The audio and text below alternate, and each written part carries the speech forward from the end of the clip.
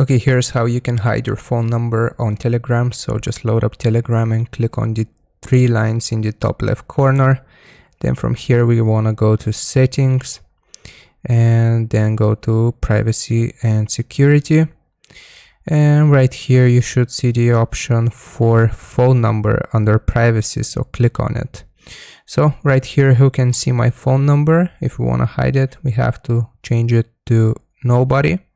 And then who can find me by my number? Then this option appears right here.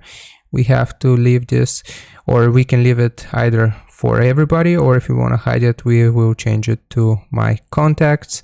And also you are given the option to add exceptions for these settings, but in our case I'm just going to hide it completely, so I'm going to leave it like this.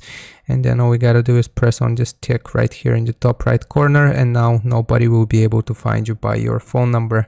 So hope this was helpful. Don't forget to like and sub, and I'll see you next time.